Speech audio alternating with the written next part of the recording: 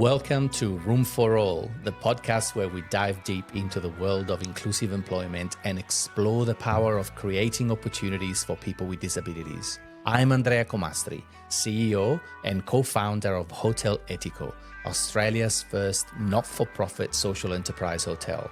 And I am Soraya O'Connell, General Manager of Hotel Etico. Together, we'll be your hosts as we talk about the importance of breaking down barriers in the workplace. We will have a particular focus on hospitality and other customer-facing roles, and how businesses can lead the charge toward inclusion. At Hotel Etico, we believe that everyone deserves the fair chance to succeed.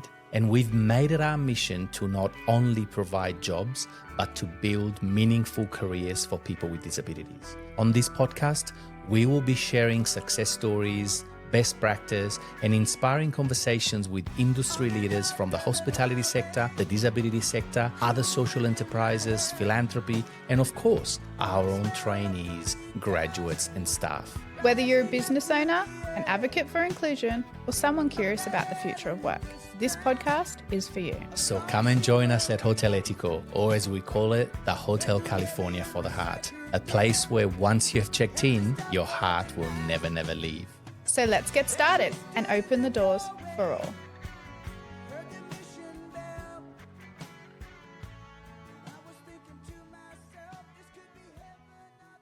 Vanessa Brettell, co-founder of Stepping Stone Social Enterprise. Welcome, Vanessa. Welcome to Room for All. Thank you. Pleasure to be here. Very good to have you. Tell us a little bit more about who you are and what Stepping Stone Social Enterprise does. So my name is Vanessa. I'm the co-founder and CEO at Stepping Stone, and we're a work integration social enterprise that provides employment and training to migrant and refugee women who face multiple barriers to employment. And we do that through 2 cafes and a catering business in Canberra. You've got your elevator Canberra. pitch really. Yeah, that was... I've said it before. Really Yeah. well done. You've been on this rodeo before. You're based in Canberra, you said? Yes. Yeah. So Okay. 2 cafes in Canberra and catering. Yes. We're about to open a new site in Canberra on the Hotel 1st of Etico is coming to Canberra. We It are, is coming yes, to got Canberra. announced last Yeah. week, so we will be knocking on your door. Wonderful. Yes, we'll be opening a site, a new Academy of Independence inside the Mercure Canberra Hotel. So Amazing. integrating you with within an existing hotel. So you'll see a lot more of us in Canberra. over the I'm next few months. really addicted to coffee, so I'll be in your cafe a lot. Yeah, Which is a good thing because we're here to talk about you and not us. true. So, so tell us a little bit more. What does the business do? How do you do what you do? So we have 2 employment streams. When we first started, we noticed that people really benefited from having that long-term stable employment, and sometimes they needed 2 years or more just to be able to get out of that kind of survival mode and be able to actually thrive and think about their future. And so we want to still be able to offer that for those who really need that stable employment. Those who've been through very traumatic experiences, maybe in their journey coming to Australia, maybe escaping domestic violence, maybe those who've never been able to finish school or have any formal qualifications, very low levels of English. So those with higher needs, we offer that kind of more long-term option. And then we also have a transitional employment pathway for those who, maybe just need a little bit of local work experience, just need a little bit of time to improve their English, get some confidence and understand how Australian work culture works. And then they are ready to go on and transition into mainstream employment after 6 months. So And do you find that employment for them? we are working on it. We're working with getting employer partners, but we want to be quite picky with who Yes, we're passing them on to. So we currently just work You don't want with... to set them up for failure. You want to set them up for success, right? Yes. Exactly. And for a lot of them, they aren't actually wanting to go into hospitality. In our last cohort, we had 3 accountants who wanted to get their it's hard for them to get their qualifications recognised. Yeah. So they're kind of in a mode of, what am I going to do next? But they have skill sets that maybe could be better used in other industries. So it's really bespoke and individualised, which makes that part a bit of a challenge. We do have a partnership with Woden Community Service, and they run about 26 school canteens in Canberra.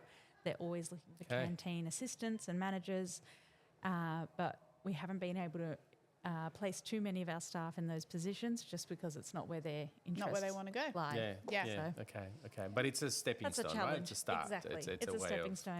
getting. They have that local work experience. That's right. Sense of community behind you too, knowing that somebody believes in you, like it gives you that extra. Yeah, very good. So it's Exactly. you said women?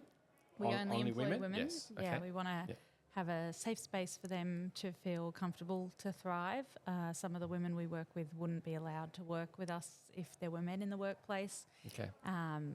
due to some personal reasons. And we also find, and research shows that migrant women face much more barriers to entering the workforce. We currently have 60 women on our waiting list.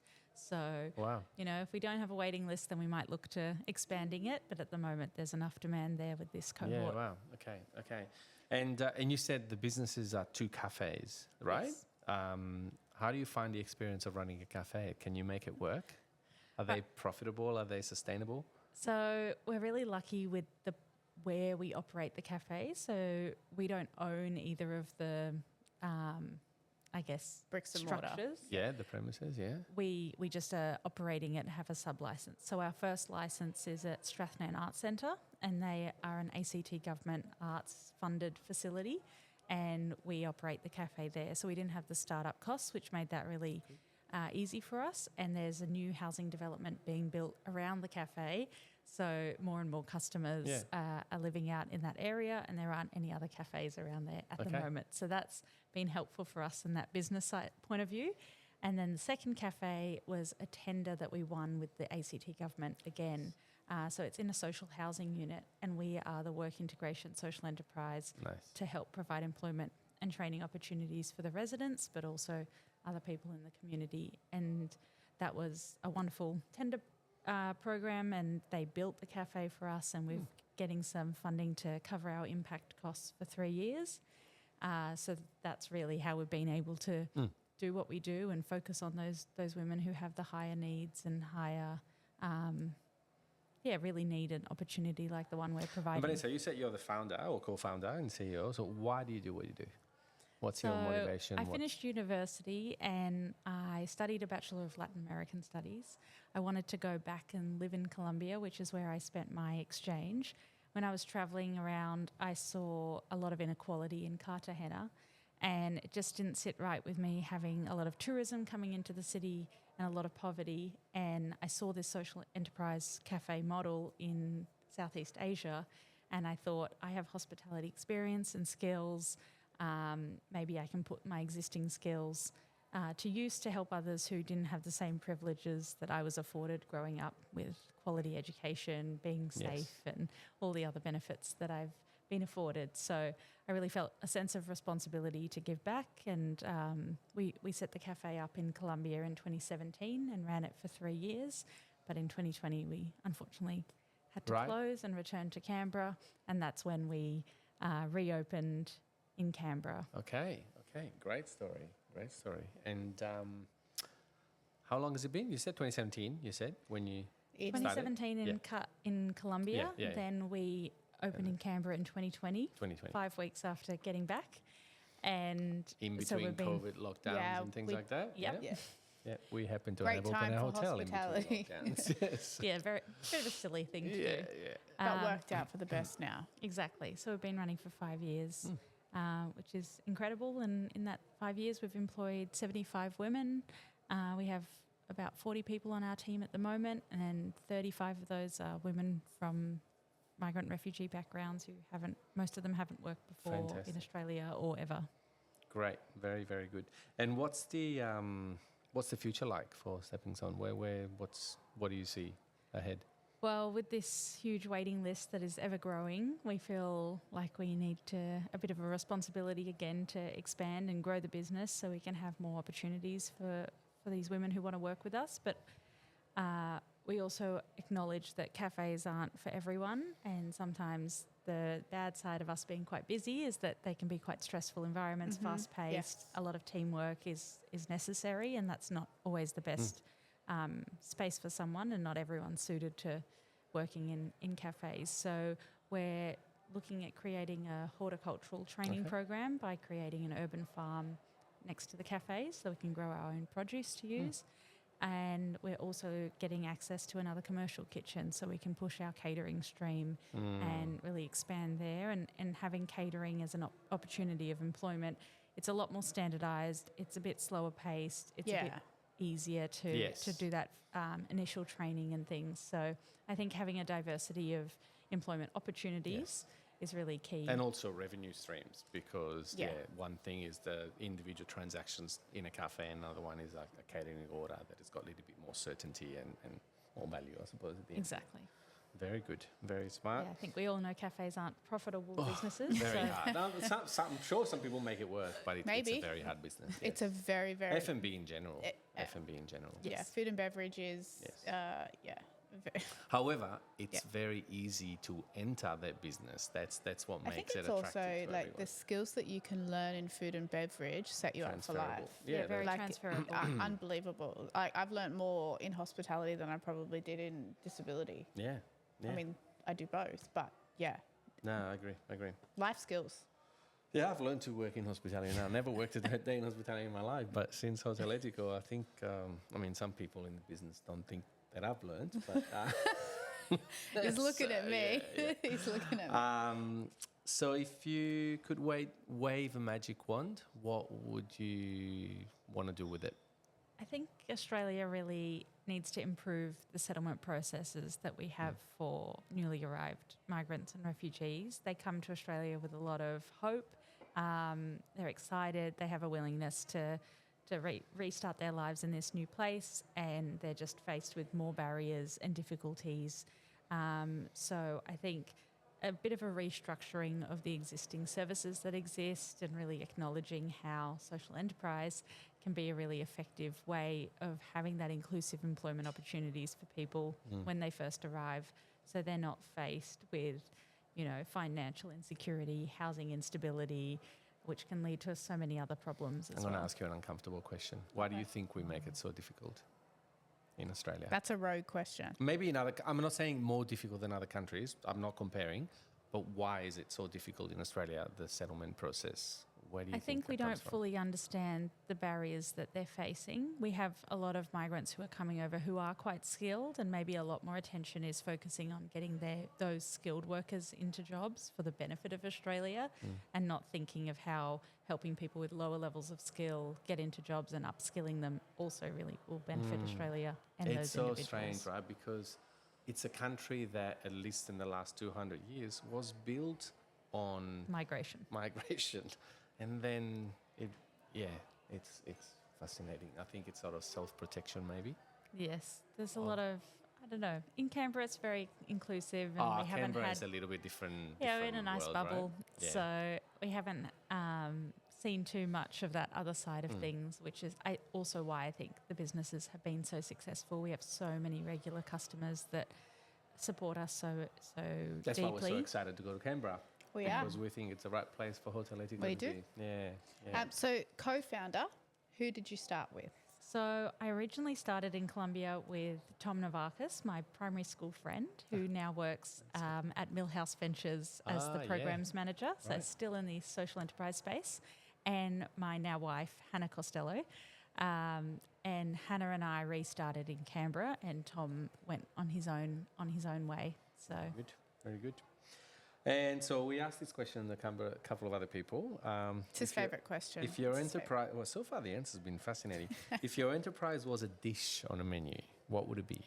it's a great question. I interpret it as a dish at Cafe Stepping Stone. Ooh. And we have this cookie, which we call an everything cookie. You had me at cookie. It's an oat-based cookie, and then we use all of the other, offcuts of the brownies and the cheesecakes and all the other cookies, and we mix it in. And I think it's a really good representation of our business because it's so diverse. It's a whole thing made up of lots of other little parts, and it's all the richer for Because that. of it. Did you bring some of Fantastic. those cookies to Sydney? I did not. You'll have to come. We'll come and you'll visit. us. We're We're there there on on Tuesday. so Yeah, if we have a we'll- break, we'll come and visit. Coffee. Come visit us at Nixon. Speaking of which, how do people find you? Where are you exactly in Canberra, and how do people find you online? Yeah, so we're open Tuesday to Saturday at our Dixon site, which is a little bit more centrally located. Dixon's a bit of a town centre. How far is it from Ainsley? Maybe a 2-minute drive. Oh, yes. Yeah, we're going to Dixon. Yes. And it's near the playing field, surrounded by trees, free parking, You had me at free parking. disability accessible, all the benefits of Fantastic. Canberra living. And then we have another cafe. It's on the outskirts of Canberra. It's only a 25-minute drive, though, for you that live in Melbourne and Sydney.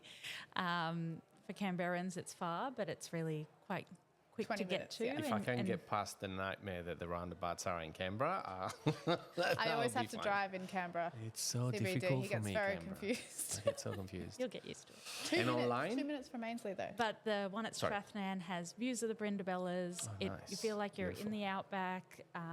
There's lots So of that's birds on the around. south, yeah? It's actually in the northwest. Okay, northwest. Yeah, The opposite. Bring the It's Bella is down roundabouts. south, isn't it? The Brindabellas run along the whole west.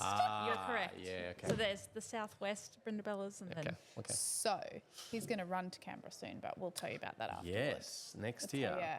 a fundraiser. Leaving on the 9th of March from Mount Victoria and In running New South 400 Wales. kilometres Yeah. to Canberra and arriving in Canberra on the 21st of March for World Down Syndrome Day at Parliament House and then marching to our new hotel in Ainsley. Which will bypass your 400 cafe. kilometres over a Fantastic. number Yeah. of days. That but is very impressive. yeah, Yeah. You well, must The be long run to starting to, include- train Well- now, I assume. definitely cramming the training at the moment. Yeah. So Are you doing it by yourself or? I'm hoping to bring along a few people, but I'm sure I'm not going to find anyone that's going to commit to 400 kilometres. But I don't care as long as I've got someone You never every know. step that can switch around and stuff. I think it'll be a fun opportunity. He's going to need coffee when we get there. So Oh yeah, and more. and that cookie. And a physio. Have we asked this question? Have we asked what's the one thing that we haven't spoken about that you really want to communicate about? to people? Talk about? I guess I want everyone to know the power that they have as a consumer to really make change. And just by choosing on where to spend your money, staying at Hotel Etico or buying a coffee from Cafe Stepping Stone, it makes such a big difference. And it's like a democratic vote for the world you want to live in. And so I don't think, don't underestimate that power that you have. I mean, yeah, Very this good. festival is Yeah, exactly very that. good. So yeah. Fantastic. Vanessa, thank you very much Thank for your you. company, for your very, very clear communication, and looking forward to seeing you in person in Canberra. Are you working Tuesday? We'll be there. I'll be there. Good to talk to you. Okay, see you then. Thank you. Bye.